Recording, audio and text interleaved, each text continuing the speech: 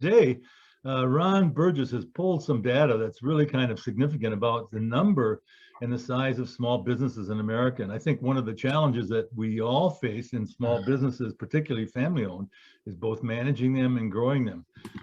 Today, we're going to use Ed to help us better understand what we can do to manage them and grow them. So with that, I'm going to pass the baton on to Ed. Take it away.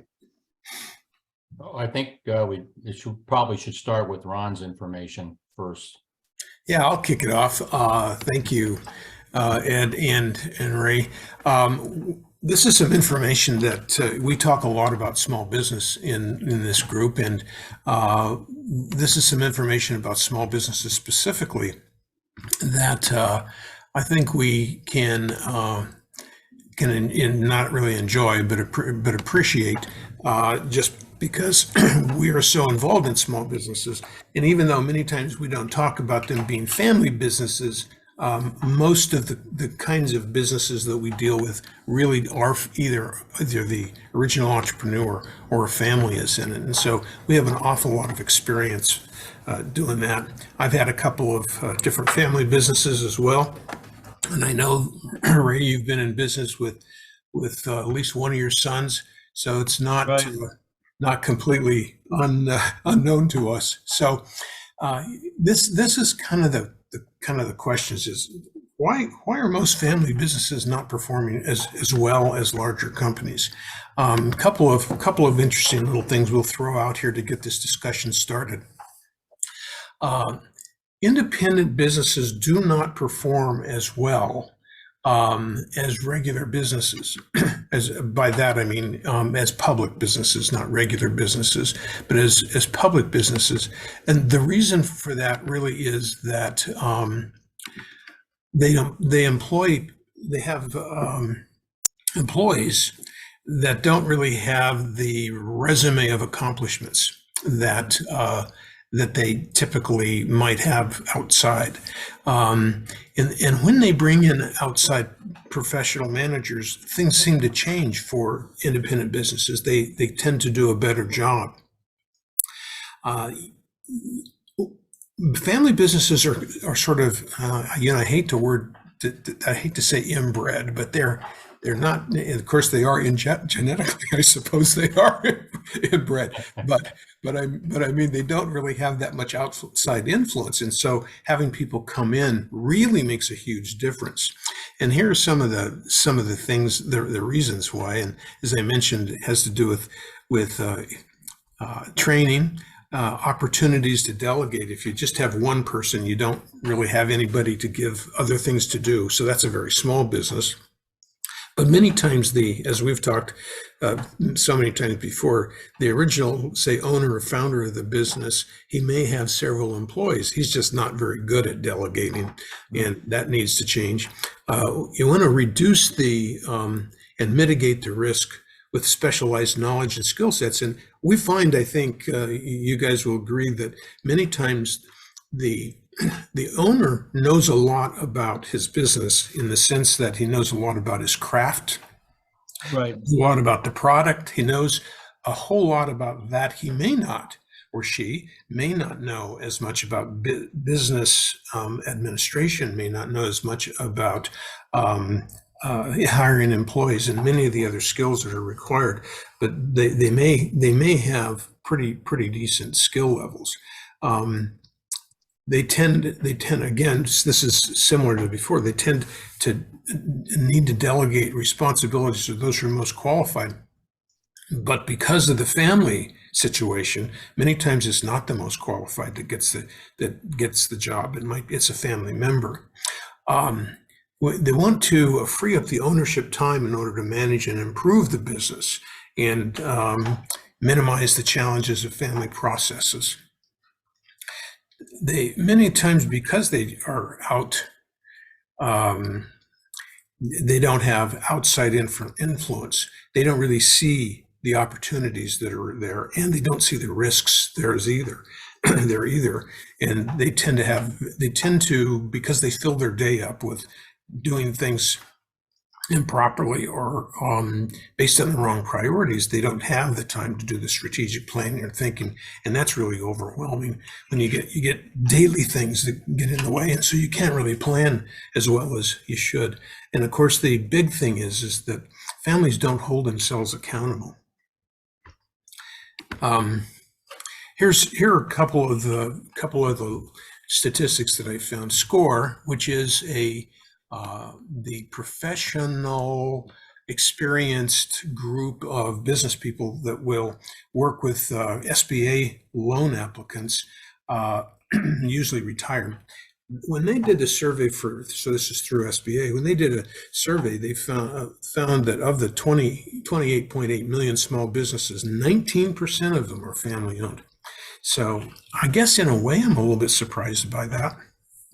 But it may be that another 30 or 40% are individual proprietorships. And I think that's really kind of what's happening there. But it's pretty impressive stuff. Those businesses employ 60% of the workforce and generate 64% of the gross domestic product. I mean, this is really a huge number when you think about it. Well, let me ask a question, Ron, because you've got a couple of things conflated here. Is this the 19% or is this the whole 28.8 million? That's exactly right. And I think based on the way it was written, because this is verbatim, based on the way it was written, I think that these businesses are applying to the 19%. Okay. And at first it doesn't look right. But I think when you think it through a little bit, the family-owned businesses are the ones that made it past the first generation, typically, or they're successful enough to employ 2 or 3 or 4 people in the family, and so those are the ones that tend to be bigger. And I think it's true. I mean, in our own experience, certainly in my experience, the single proprietorships might be a family business someday, but they're not big enough to employ anybody. Right. So the ones that get bigger and are successful are the ones where they begin to say, bring in the wife to do bookkeeping, bring in one of the sons to sweep the floor. And then eventually they literally grow up in the business. So this 60% means that these are bigger businesses than the average business. And in this particular case with these numbers, it makes it substantially bigger. So family businesses are nothing to be trifled at. I think that's really what this is about. They do good stuff. And in this particular case, you would think when you say they don't do as well, you would think that they would generate more gross GNP than, say, anybody else. But in fact, they do. And what that means is they're more efficient because they're bigger. They're more efficient because the owner's working like crazy, or the family is working hard in order to do that. So they're actually more efficient than the average business, even though they may not be as profitable. And I think the statistics are having to do with profit. And then they also reported that only 30% of family-owned businesses survive from the first to the second generation, and then that's 12% from the second to the third generation. And then this is right in Ed's bailiwick, but 47% of those owners expect to retire in 5 years, and they don't have any kind of a successor plan. We've really spent some time talking about how you increase the value of your business. Here's this dichotomy. They just don't seem to get it. They have expectations that don't tend to really happen or come true. I think part of that has to do, us as human beings, we think we're going to live forever. And we think that whatever has happened in the past will continue on. We think that we have a certain age that we're going to be good to, and that isn't always the case. You just don't know what life is going to deal you. Right. And when you get a serious diagnosis on your health, your priorities change dramatically. And at that point in time, it's a little too late to try to optimize your business and try to get it ready to sell. So you're kind of behind the 8 ball in that situation. Yeah, no, that I completely agree. So I found some other kind of input here from Forbes magazine, and these are sort of some of the issues that they run into, and around about one way or the other, we've talked about, I think, each one of these. One of them is entitlement, and by entitlement, they're really talking here about the family member feels entitled to be able to have a certain amount of authority or responsibility that they actually haven't earned. And so you can see where, and I've seen this myself, you have too, the son of the owner comes waltzing into the business, and they'll go over and just tell somebody that's maybe 2 levels down from them in the formal hierarchy to do something. And that particular individual is extremely competent in their skills, and knows that would be ridiculous. Or he would turn around and say something, or he would think, your dad wouldn't tell me to do that, or your mom would not tell me to do that. You're obviously an idiot. So, I mean, that's this level of entitlement, right? That many times the young, brash, usually young man will do. There's a interesting story. One of my clients, we had a sense that was going to happen. There was a son and a daughter that were going to come in and take over the business. They had worked outside independently very successfully for 5 years. So it wasn't like they grew up in the business, sweeping the floor, and never left. That's a little different scenario. But what happened is that he came in a little bit cocky, and that was recognized by the father and the mother, and they both worked in the business. And that was second generation. The third generation, hadn't seen quite the struggles that the second generation had seen of the first. Yeah. And we recognized that and put him on both of them on a very strict program of having to get our sign off. By our sign off, there are 2 primary advisors, a CPA and financial and sort of management accountant, and myself. And so we had to sign off on them in order for them to be able to come in and eventually buy into the business. Well, we put together a 5-year plan and they had to go through and do every job in the whole business. And so, it took a while. What it meant was they had to put up with a couple of guys who didn't have any issues, father, son, mother, daughter, mother, son, issues like that. And we just said, pragmatically, this is where you've got to get to. About 3 years in, he finally got it. And he changed his tone. And before he ever had any real responsibility, he really fell kind of in line. And it worked out really pretty well. So, I mean, it's possible to do, but you just don't bring him in and not prep these guys, because they have to earn it. Sibling rivalry, I haven't really run in with that company. There's no problem, because the brother and the sister really had well-defined interests, and they carved it up before they ever got started. And they said, I'll do this and you do that, and so they had that all figured out. They talked together about issues, but in terms of managing and the sort of the authority to go forward, they each had their own areas.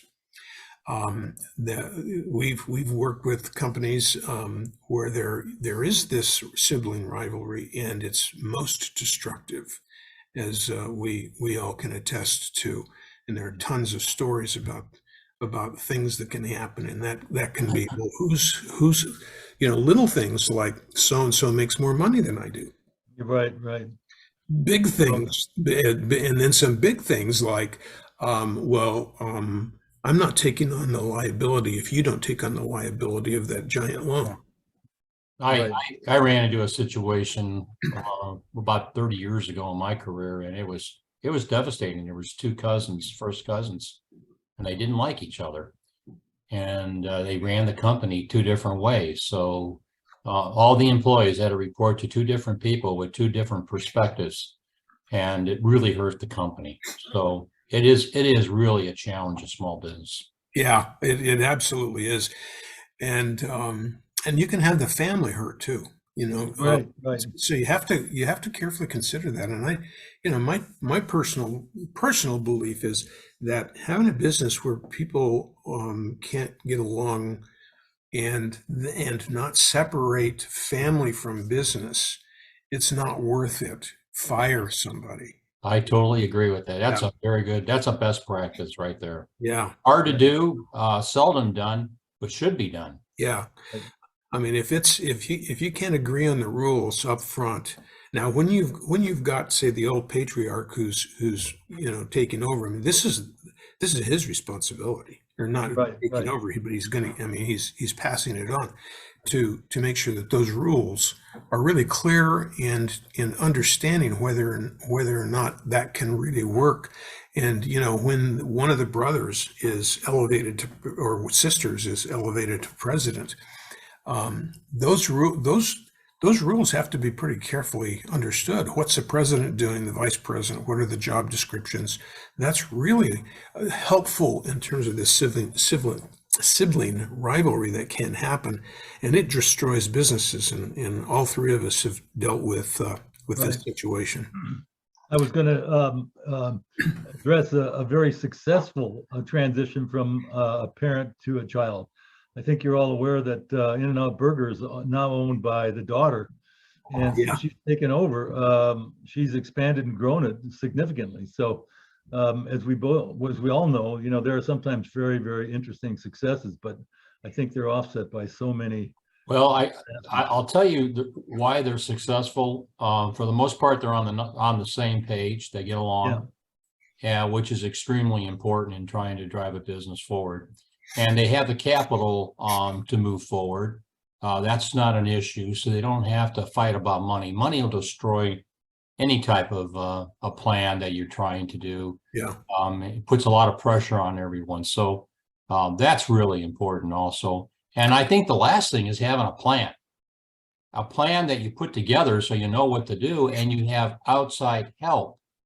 And if you have those ingredients, there's no reason why you can't have a successful transition. Yeah.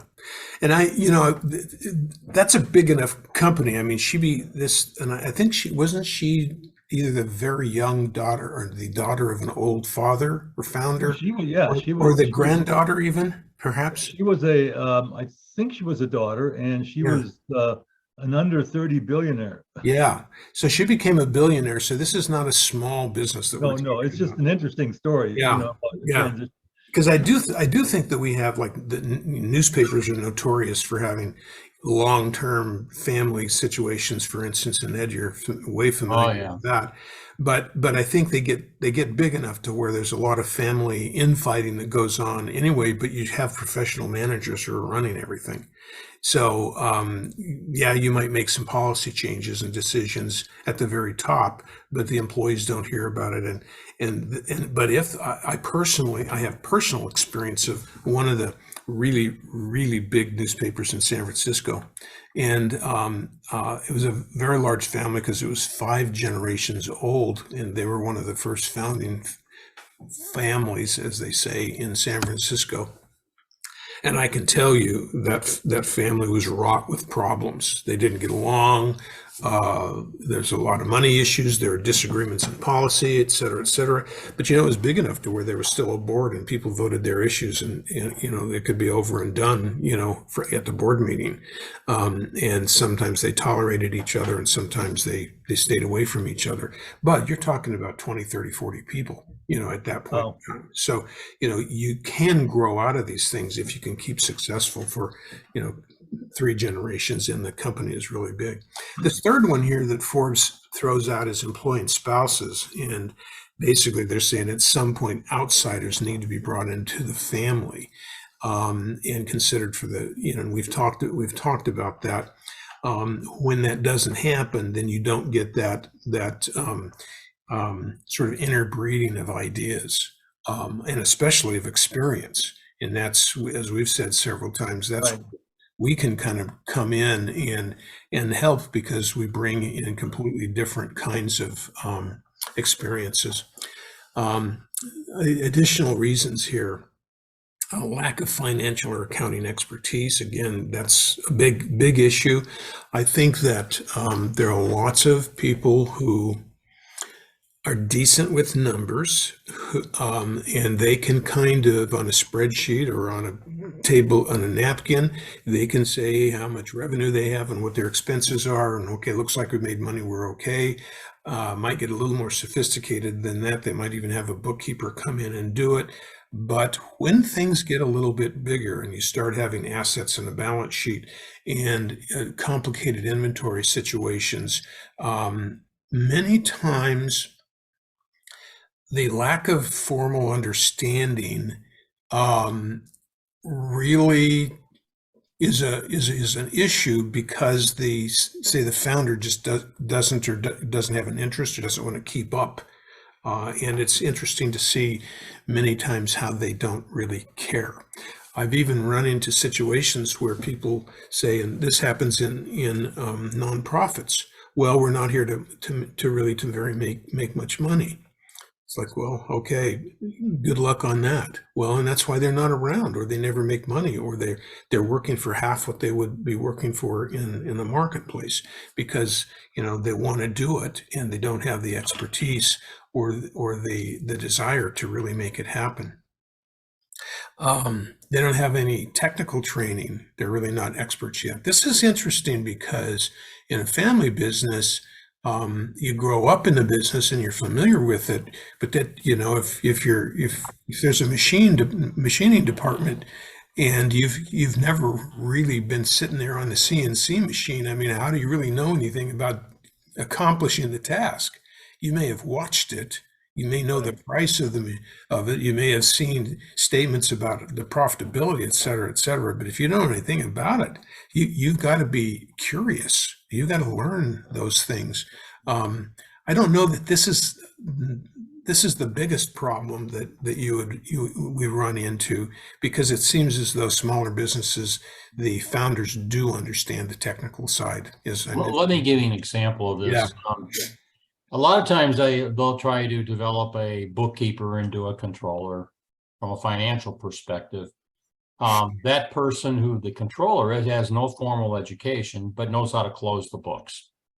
If you hire a CFO, for instance, you're getting someone who's got an advanced degree in accounting or in business, who's got a CPA, who has spent 5 to 6 or 7 years of their life training in this field. And the two can't be the same, the two results.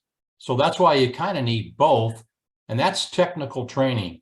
And technical training also helps you to be able to deal with regulations, so that you're not turning your company into a lawsuit situation. And so that's all part of that technical training that I think is extremely important.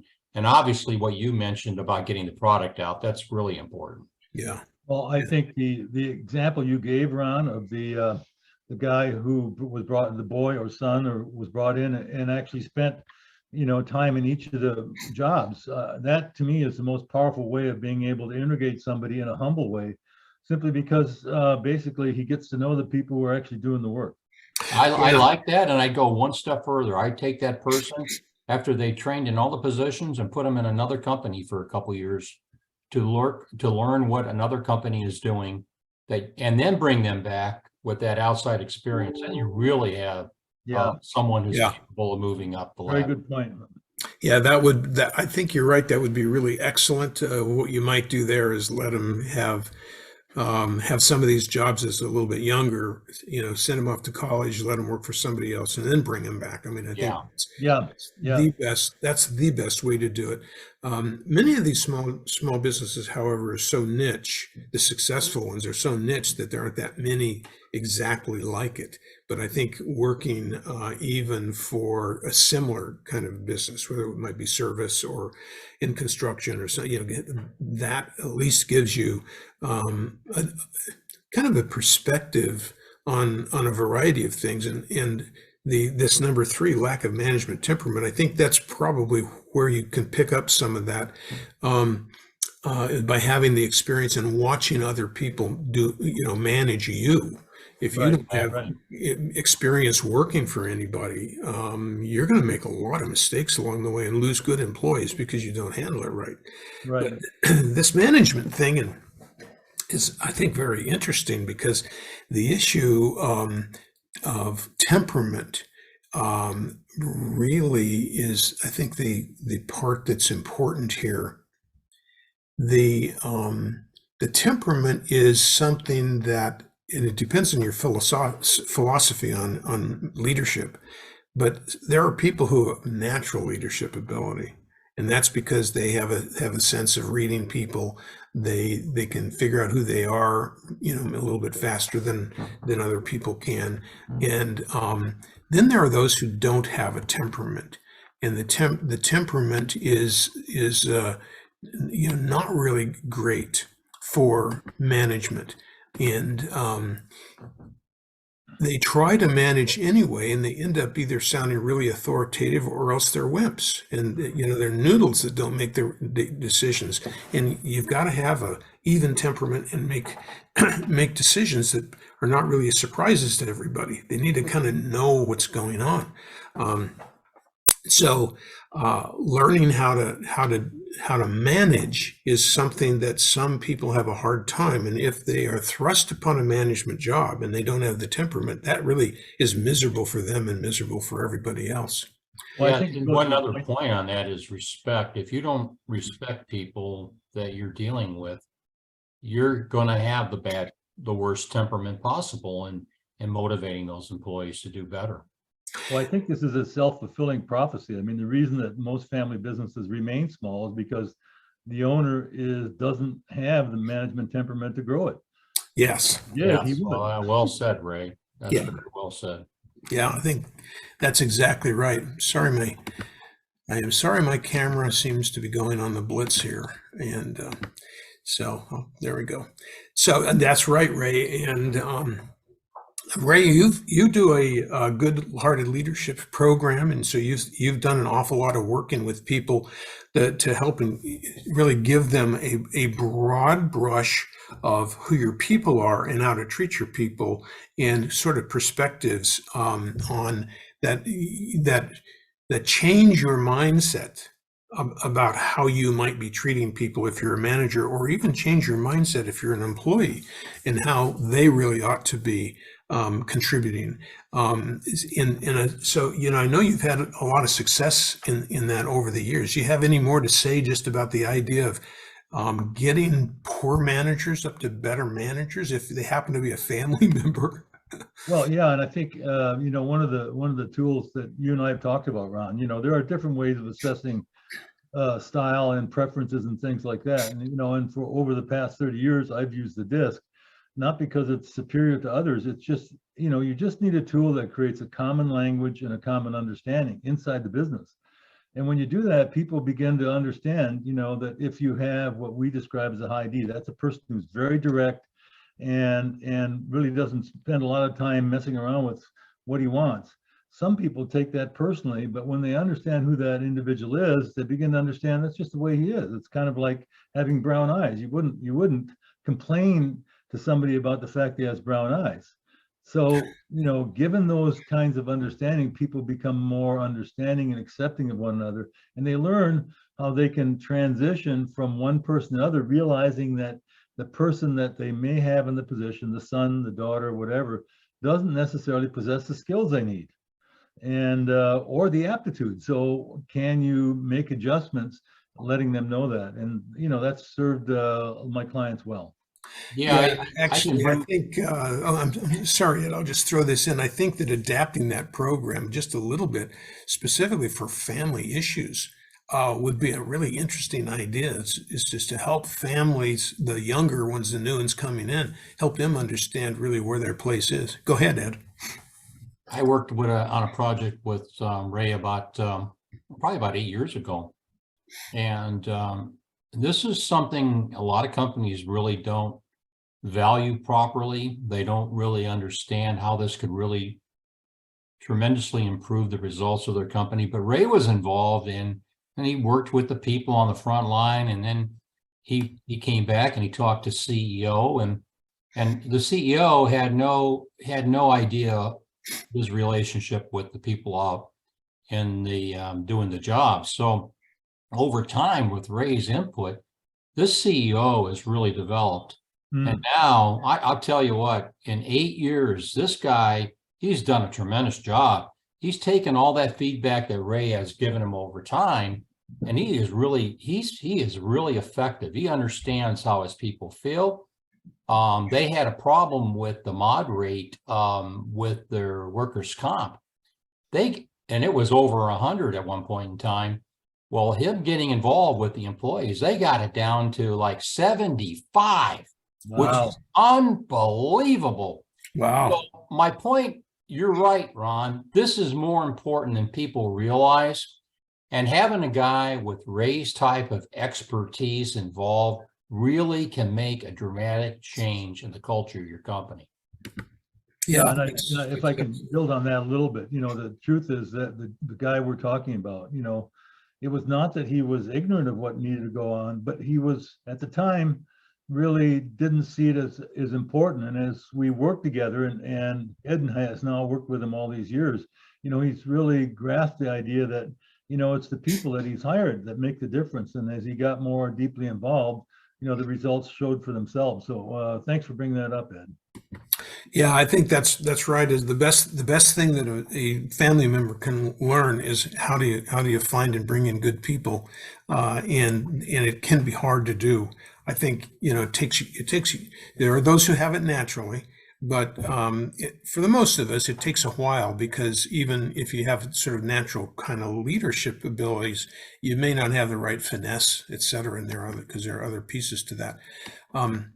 Moving on then to the last one, they don't bring in outside experts. And those of you who watch this on a regular basis know that we've spoken about that many times. But this is from an outside perspective, and not just our own opinion here. And that, of course, is you got to bring in people who have these different perspectives on a variety of things, and it's not just accounting, payroll, design. Management training and perspective is one of the things that is really big, as well as marketing. Well, this is the one I have a hard time understanding why there's this reluctance to bring in outside viewpoints to their company. Mm-hmm. And the only reason I can understand for that happening is that they just don't understand. They don't know what they don't know on what they're missing. And even if you sit down with them and you give them all these items on how they can improve, how it can significantly improve the performance of the company, they're kind of like in cement. They can't make a decision on getting somebody involved, even though the fees are so small, or they're based on results for the most part. I don't get it. No, I don't either. Ed, I can say this, basically, having someone like us, and it doesn't have to be us necessarily, but for the price of a frontline laborer, you get expertise that expands both the business and the understanding of the leadership within it. Yeah, that you both make really excellent points. And one of the other things, and that's next there on the list, I think this was partially done by you, Ed, is that they're undercapitalized. Some older businesses that become family businesses don't have as much of a problem. When you're new, it certainly is a problem. And I'm not sure how we solve the undercapitalization problem, but let me make a couple comments. Yeah. First of all, family businesses adverse to debt. And most of them are afraid to borrow. Yeah. Talk to their banker. And obviously, that's a big resource that they're not properly using. So as an example, if you can make a 25% return on a business or a new service or whatever, and you're only paying 6% even today, or 7% interest on a loan to make that happen, you can see how this could propel in a positive manner the company. And unfortunately, that is something that they're all dealing with it. And there's a good reason why. They want survival. They want to make sure that when things go bad, they don't have these obligations that they can't afford at that point in time. But it is a catch-22. They can never get enough funding to keep the company growing. And that's really important to all these businesses for us to survive. Yeah, no, that's definitely true, and it's a battle. I think it's a battle no matter how it happens. But you have to have your financial statements in order to be able to be attractive to bring in capital either from a bank or even other family members or people that you know. Yeah. So that's a specialization where I think most small businesses need help there. Yeah. And I think another opportunity is not only the debt, but looking at other partners that you could bring in that could make a contribution of equity into the company, and then utilize the skill sets that they have to take the company to the next level. Yeah, absolutely. And of course, no strategic plan, capital plan. The overall planning issue is something some people do well and like to do it, but boy, there are a whole lot of people who don't.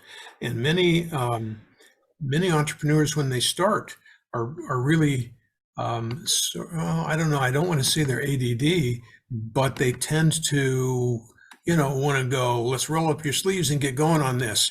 And, Right. yeah, let's have some activity. Right. And it can work when you're really little and you have to do almost everything yourself. You need an incredible amount of energy to get that all done.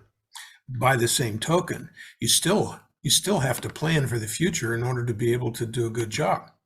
Well, I think what's scary about what you just said and what you showed us earlier is that 53% of those businesses who will go out of business or at least retire in 5 years have no plan, nothing. Exactly. Just keep working day after day. And I think it's really, Ed, you've been beating that drum about strategic planning, ever since I've known you. And it's such an important element of any business. And it really doesn't take that much effort if you spend 3 or 4 days, saying, look, out of this whole year, can we devote 3 or 4 days to planning what we're going to be doing and making sure that all works? It all comes back to they don't have the skill set.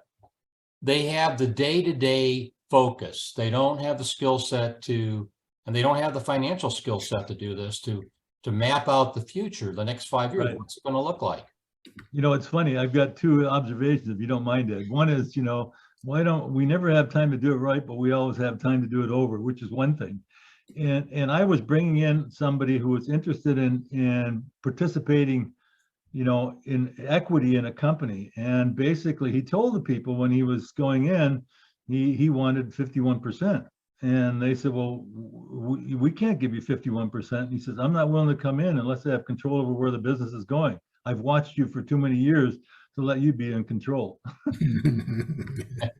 That's a good That didn't go over well with him, but that was where he was at, Yeah, that's a good one, Ray. Yeah, right. Yeah, he could see that there was no plan, right? Yeah, exactly. Right. And they didn't, and as the next point is, he saw that they didn't know what they didn't know. And of course that's clearly a problem if they don't understand what they don't know. Then on the other hand, they get exhausted from time to time. You say, gee, you didn't plan, but he's going, man, I'm working 60 hours a week. Yeah, I don't know how they do it. It gets old rather quickly. Yeah. And you get tired and you don't have time to look at new opportunities. You're so focused on your daily schedule. I've been there, done that. It doesn't take you to the next level. Right. Yeah, exactly. And I think that's the issue. If you're still running the business, you have no time to plan it, and that's, we've talked about that over and over again. It's just really unfortunate in small business that they don't have the insight or wherewithal to be able to, pull themselves out of the business.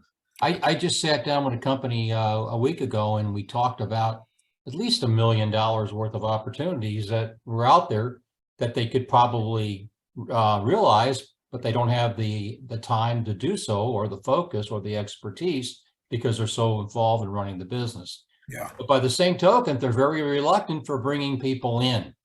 And I Yeah. don't know if it's Yeah. because they don't want to share their financial information. That could be part of it, or they don't want people to know what they're doing privately. That also could be maybe a reason why they're reluctant to bring outside help in. Yeah. And then we've talked about some of these are sort of duplicating the things we've already discussed, but here's one we haven't talked about. They're not trained to understand compliance risk. Talk a little bit about that. Oh God, that'll kill a company very easily. And I keep coming back to the wage and hour issues that are out there. Every company I've worked with has had issues with wage and hour. And one company, it took me 3 years to get them on an automated timekeeping system, so they have some defense, and they still have some way of monitoring these breaks and lunch breaks and regular breaks. And if you don't have that support and somebody files a claim against you, you have no defense at all.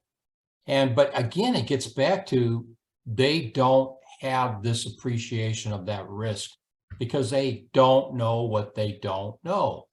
Unfortunately, they find out pretty quickly that it could be $300,000 to several $1 million in legal fees and settlement fees to get out of this problem. And quite frankly, that can bring a lot of companies to its knees and put them out of business. Yes, Well, it does. I can add this this kind of note. I bought this house in '96 from a young man who had a construction business, and the reason he was selling it is he owed the state $440,000. Well, there's no way you're going to get out of that. Yeah, that's a little problem. Yeah, exactly. And so, that's where planning comes in and understanding compliance and understanding the risk, the aspects. And sometimes, there are people out there who do absolutely nothing but do risk assessments. And if you've got a business that is big enough to come up with a $440,000 bill to the government, then you're big enough to hire somebody to come in and help you out. I mean, Yeah, no, exactly. Yeah. I'd like to end this conversation with one question. Why do you guys think business owners are reluctant to bring in outside help? What's your feeling on that subject? Let me try it first, Ron, then I'll let you add in. Basically, one of the things we've said over and over is that small business men and women tend to be independent. Now, if we look at that from the perspective of the DISC, that means, they want to drive forward, they want to be in control, they want to make things happen, but they have most of them don't like planning, they don't like details. And so, they get caught in this double-ended problem. Yes, they're independent, but they don't have any of the tools or wherewithal to be able to grow the business. Yeah, and so they fall victim of their style. Oh, I completely agree with that, and we've that's something that we've also discussed a little bit, and I do think that there is that reluctance to share things just because they're sort of private in a way, but then at the same time, they don't really want criticism either. Yeah, they're not really open. They did this to be independent, as you said, Ray, and they're not independent when somebody comes in and tells them you don't know what you're doing. So that's a problem. I think that the way to get around that. So what are the remedies? And of course, we're going to have a series of videos that will talk about these remedies in more specific ways. But one of the remedies for families is, well, there are a lot of remedies we've thrown out there. But one of them is focus on the bottom line. Do what you have to do to make money, and have it be at least average or in your industry, if not higher than your industry in terms of, say, profit. Even if you feel like you're living a comfortable life and you don't need more money, and it's a lot easier to give people raises than it is to get them to be more efficient. Becoming efficient is a hard problem. You've done this most of your consulting career. It's a hard problem. It's a lot easier to just say, oh, well, we didn't get that right, or that's an awful lot of work to have you come in here, Ray, and spending so much time with my people. You know, so they just would prefer to say, well, we'll pay them a little bit more and they're lazy. Yeah. And Yeah. so I think that that's sort of like a discipline that even if you're not a detail person, if you discipline your staff and your people to focus on being better all the time, Right. some of these things can go away. And ultimately, you have to bring some people in to give you another opinion. And they're not always your people. Your No. people, No. your people have their own agendas. Your accountant, wants to protect his or her job. Absolutely. And so your managers do too. And so each person has something vested for themselves. And you just got to realize that. And a lot of managers do, but they're not very effective about doing things about it. So I think they simply want to do what they want to do. But Right. what they I think should do is say, I want to make money for my family's future. I want to attain a certain amount of wealth so that I don't have to get public assistance. I mean, it's like, if you want to be independent, really be independent, make some money. exactly. I think you're right about the remedy. The number one remedy that you mentioned was focus on the bottom line. And John Mills mentioned this the last meeting we had with Microgiants. Focusing on the numbers is a trump card. It gets out of all the emotional issues, politics, religion, etc. This is the opportunity you have at hand to making this company more profitable. And then with more profitable, you're going to have more options for your family down the road as to ways they can increase the quality of their life, etc. So it's probably one of their biggest assets on their balance sheet, but many times they don't do a very good job of optimizing that asset. Yeah, correct. Well, and so we're going to be talking about family businesses more specifically in the future, and we're going to pick some subjects to go through in a little bit more detail. Yeah, thank you both. It was a great session, I think. Sounds good. We'll Thank see you you. next time. Have a nice weekend. Yes, like.